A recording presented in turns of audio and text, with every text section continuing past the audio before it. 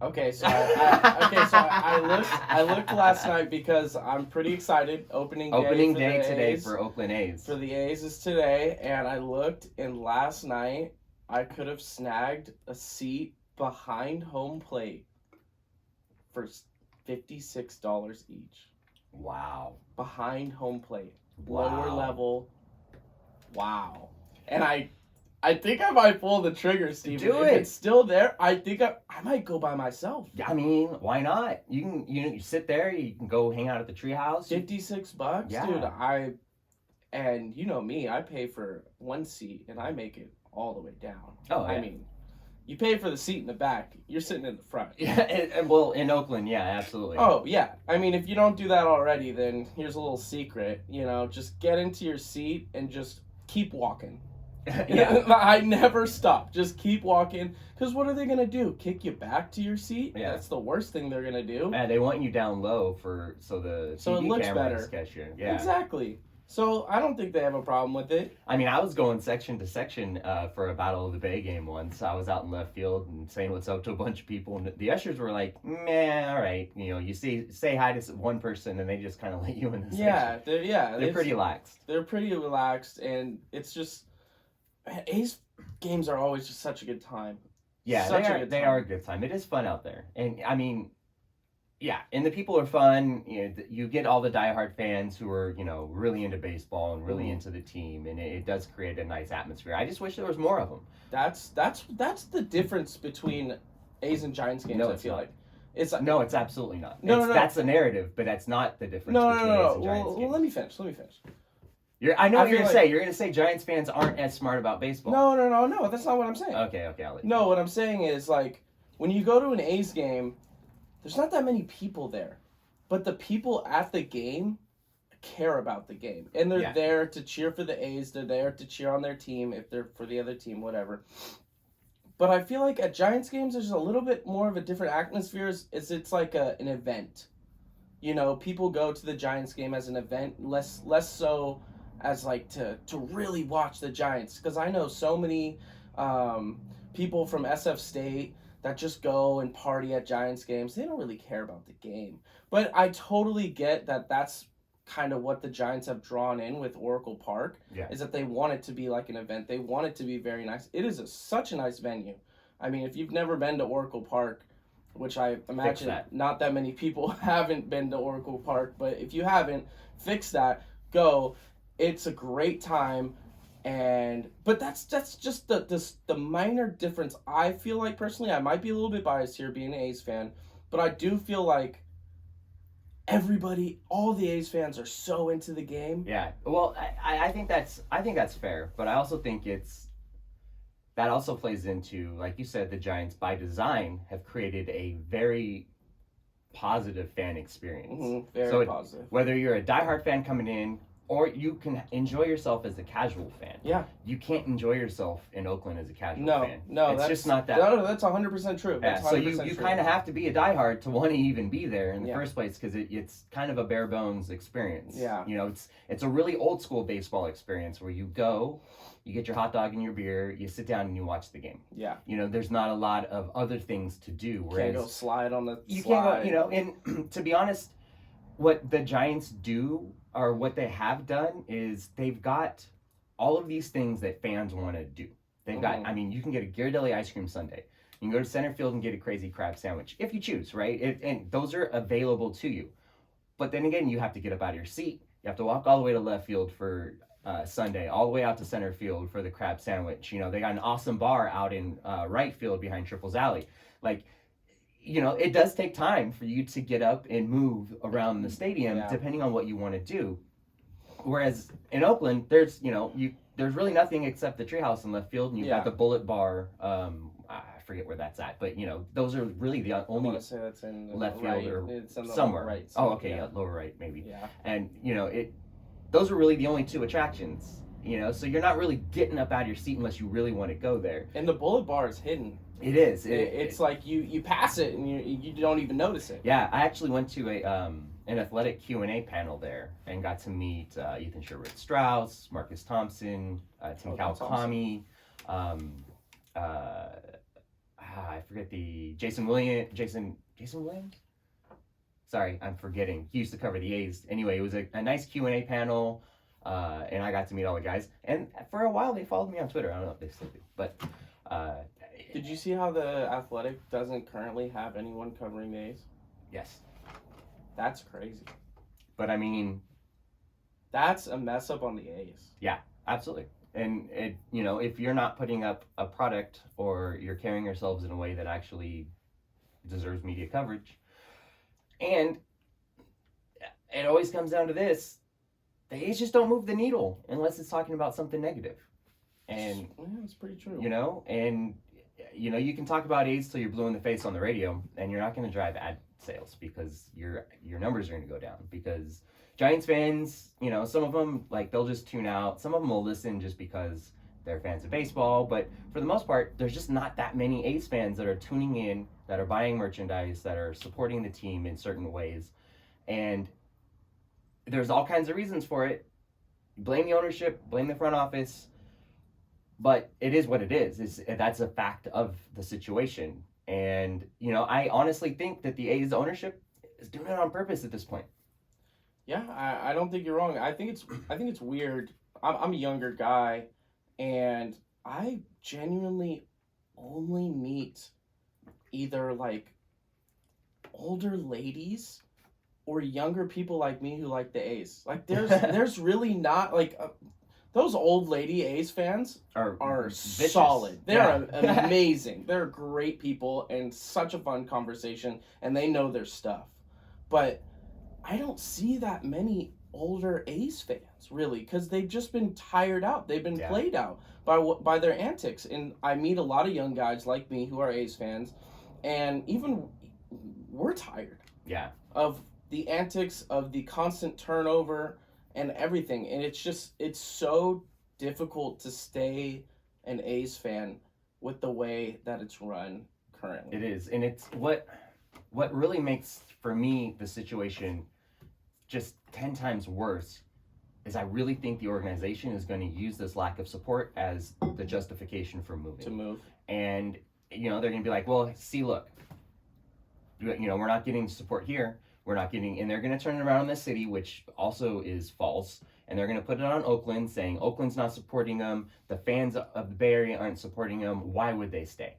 And I feel like that's what's happening. And it's really messed up because the reason why a lot of fans aren't supporting is because of the front office and what they do and what they have done. And it's just a really bad, and every time I think of this, I think of chicken or the egg, which is coming first. Is it the A's ownership? Getting, having the fans just trust them, or is it the fans just kind of falling out of love with the A's? Because if you look at Moneyball is where all of this started. Mm-hmm. They had some success, depending on your measurement of success. What are they 22 games in a row streak was games, awesome. Yeah. You had the big three on the mound. Barry Zito, Mark Mulder, and my guy. He played for the Giants too. What was his name? No. Why? Oh, Tim Hudson. Tim Hudson. Thank you. And so they saw some measure of success, and they just never evolved. They never, evolved. The game changed since the early 2000s, right? The ball died. So, you couldn't put so much emphasis on batting. Now that's changed since then. I think it's kind of ebbed back to the high offense of the early 2000s, whereas there was a little bit of a dead period there. That's the goal for the league right now. Yeah, is offense. But, when you have young guys and a core of young guys always, you can't really rely on that offense because they're unproven. You don't know what they're going to give you. It's not like, and I don't expect the A's to ever go get a big name free agent, but if you do get a big name free agent, then you can have some idea of their type of production on the field. Mm-hmm. You know what I mean? At the big league level. But it's just, then you move off of Moneyball, and it was a down period where the A's, the revenue wasn't there, the front office just kind of seemed disjointed, And we started seeing just a lot of young guys coming and going. There wasn't any mainstay. There was just a lot of funneling in and out. It almost seemed like it was always a rebuild until around that, 2012, 13, 14. Early 2010s, we had some success. Yeah, and I mean the best league in the American, or the best record in the American League for the first half of 2014. Yeah. You know, the A's looked like they were finally starting to click. You had these young guys. And we traded Yoenis Cespedes for Lester. And that was almost like the last big name trade, and quote unquote big name, because it was besides Chapman and Olsen leaving recently. So that's just now, but I'm talking about over the years that was kind of the biggest names, right? Mm-hmm. And the only reason why Chapman and Olsen are big names is because of their production. It's not like the A's went out and got a big name. No. They traded away something that developed into a bigger name. Yeah. Right? And so, that philosophy just hasn't worked. So I can understand frustration of A's fans. And this, right now, the trading of Chapman and Olsen recently, I think that's the death nail in the coffin for a lot of A's fans. And that is, I think, 10 steps closer to them leaving, to be honest. Yeah, totally. I mean, when I heard the news, was I shocked? No. Yeah. But was I disappointed? Of course. Oh, absolutely. Yeah, I mean, it was heartbreaking. Those two guys have been everything for the A's for the past 5 years. I mean, Chapman's the best defensive third baseman, if not second best. Yeah. And he makes plays that nobody else in the league does. His bat, it's never come around, but he does hit jacks every once in a while. Yeah, he hits for power. He can. Yeah, and he's definitely not the worst hitter on every team, but I mean, then you go to Olsen, it's kind of home run or bust there. Yeah. But his defense makes up for it. Yeah, I mean, he's one of the best defenders on the first base side in the league. Yeah. So oh my God, and talking about our defense this year, which has been terrible. But talk a little bit about how have the A's been doing in the first week? The A's, they're 5-5, surprisingly. Mm-hmm. We played some good teams. We played the Rays, we played the Blue Jays. So we definitely have been going up against some solid opponents, and the A's have, done their job. And to be honest, they're leading the league in runs. Yeah. They have 53 runs through 10 games. Yeah, that was one thing that I have heard, because I haven't, unfortunately, been following too closely. It's a long season. But baseball is one of those, for me, I don't have to watch every single game, per se, especially when it's the A's. I watch a lot more Giants games. But the one thing I have heard is that the offense has been a surprise. Yeah. Because you lose Chapman and Olsen, two of your biggest power hitters. And then, where are you going to get any production? But they're putting up runs. We're putting up runs, and Sean Murphy has been really good, a.k.a. Cakes. I hope you saw the viral video. Yeah. I think everybody and their mother saw that viral video. I mean, it has millions and millions of views on multiple platforms, Twitter, TikTok. It was so annoying. So annoying, but honestly, it was so funny. Yeah. I mean, what's the other young kid who Christian Pache? Yeah, he was like, I'm 2,000 followers away from 30K. Yeah. And he got so much hate for that. Well, why? What a bunch of weirdos. Whatever, man. He's 21 years old, And he's having fun. Why not, and it's not like he's like, oh my God, I have to get to 30K. Yeah. He's just like, oh, look, I'm 2,000 away from 30K. To be honest, A's fans, be happy that 30K follow one of your players. Yeah, seriously, dude. Because A's Cast, your guys' broadcast system, still doesn't even have 4,000 followers. I mean, a defunct Giants postgame show with 3 semi-broadcast professionals with no background to speak of before that show had more followers than A's Cast, your guys' savior station, after ditching 95.7. It's one of those things. If you support, that's great. Last time I was on the air a couple weeks ago, I gave A's fans a ton of love, because you're the definition of a diehard at this point. If you're still a diehard, because you have every reason to die. Yeah. The A's haven't made it that hard, and you're still here. And I love all you guys for that. I think it's fantastic. But at the end of the day, it's still not supporting the team enough. You know, it's a major league or a professional sports team. You know, over under how many fans do you think in the stadium tonight for the home opener? Yes, it's a Monday. Yes, the weather's been cold. I'm tired of that excuse. It's your home opener. I want to say over under 15K. I'm gonna go under. Yeah, I had it set at 15K too, and I was gonna probably take the under, but I could see it being 15,300. I could see it being 15K. Yeah, which isn't bad, but it's not great for a home opener. That is bad. No, I mean, yeah, it's pretty bad. Now that compared to the Giants, like 30K. So the A's standard has made it such that 15,000 isn't that bad. No. You know, and that is incredibly sad, and that is why I just don't see them staying anymore. It's just, you know, you know what, if A's fans, if they can, I get it if you're on the border of being fed up and just being done and throwing your hands in the air. I get it. But I think if you really want this team to stay, A's fans need to come together as a collective and just, you know what? Screw ownership. We're going to support this team and show them why they need to stay. We're going to force them to stay. We're going to force their hand. We're going to force them to build it here. We're going to come out en masse and show you what we're capable of if you stay. That way, you putting it all out on the table and you're forcing them to make the decision, because right now, you're kind of making the decision for them. Yeah. And you're making it way too easy on them to decide to leave. So I guarantee you have an opening night in Las Vegas, you're going to be 30 there's going to be 15,000 fans outside the stadium just to be there. Yeah. You know what I mean?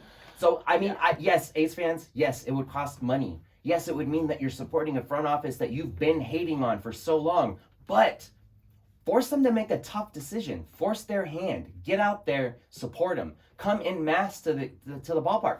Like Andy just said, tickets are cheap, even though they raised season tickets prices. Get the Game Time app. Get the Game Time app and go. Go last minute. Go last minute. Get off of work early on say it's Monday night today. Last minute, just go to the game. Pro tip, this is what I always do.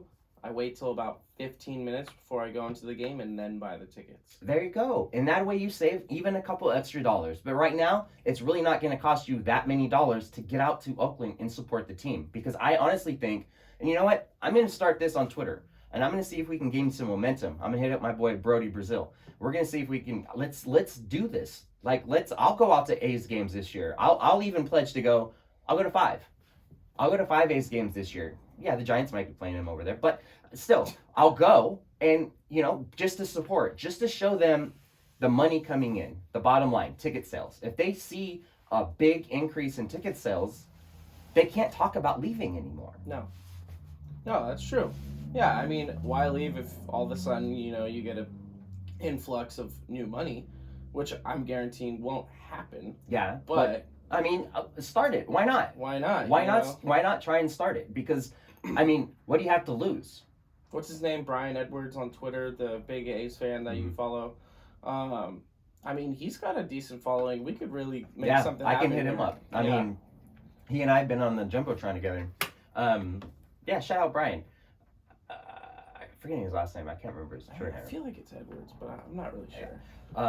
But, yeah, I mean, what do you have to lose at this point? And honestly, it is a what have you done for me lately?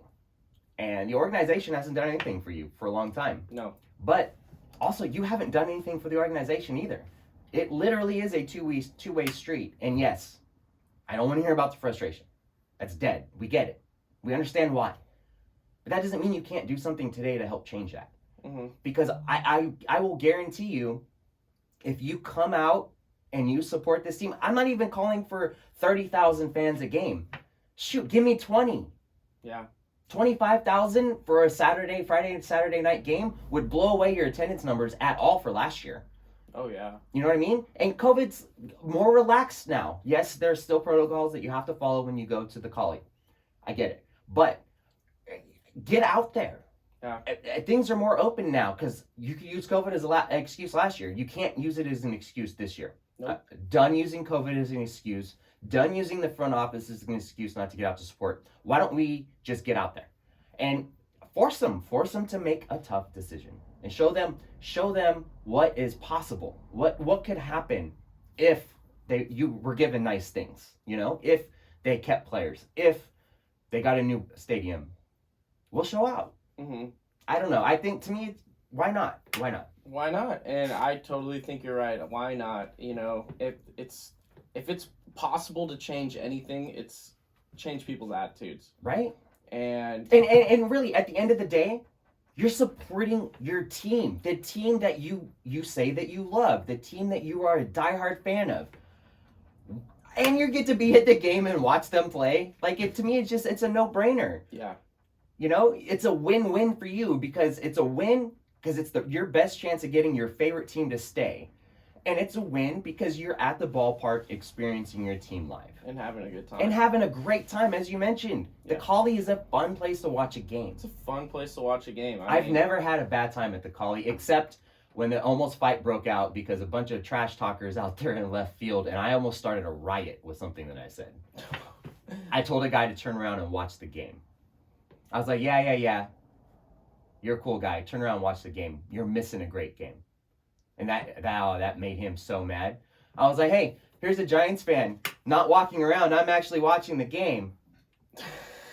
Yeah, it didn't sit too well with him. Yeah, I mean, people can get a little rowdy. But I mean, the point being, there's not a bad time out at the Collie. It's so much fun. And I had a great time at the game up until that point, and I had to leave. Brian suggested it's probably a good idea if I left.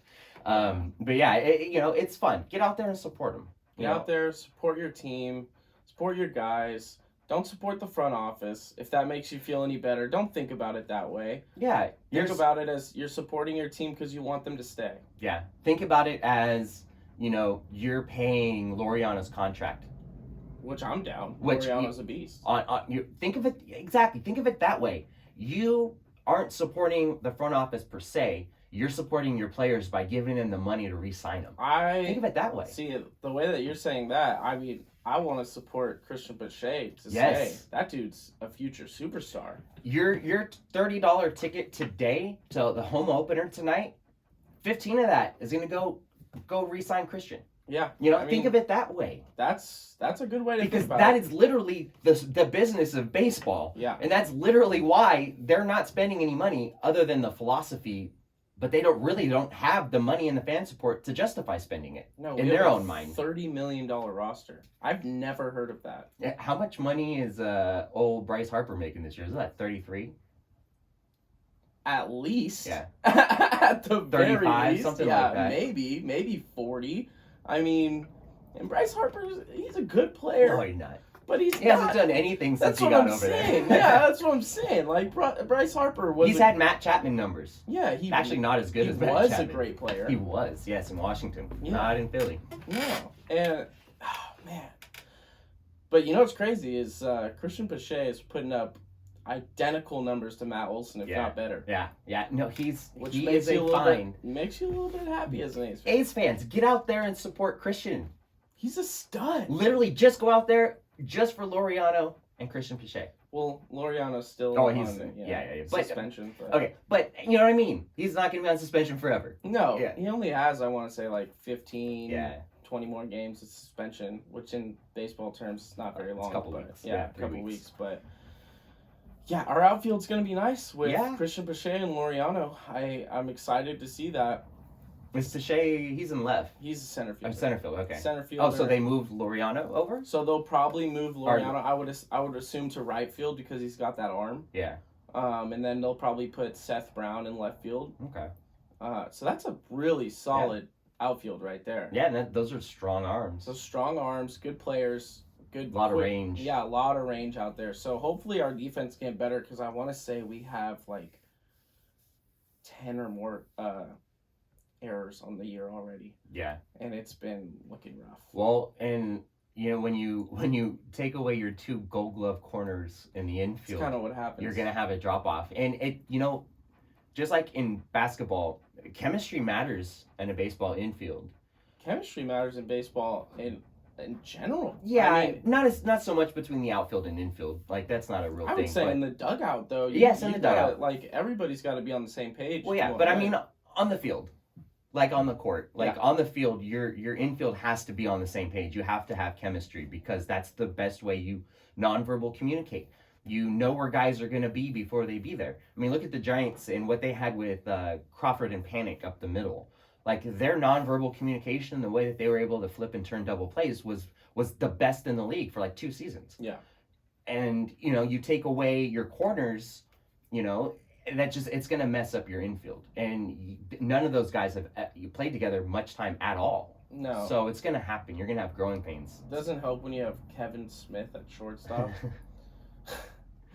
When I heard that we had a guy Kevin named Smith, Kevin isn't he a director? Smith, I was about to say when I heard that we have a guy named Kevin Silent Smith. Bob. Kevin Smith. Like how much more generic can a name be than Kevin Smith? But John Smith. He hasn't been very good this year, but no. But yeah, I mean, we can move on. It's early. Yeah.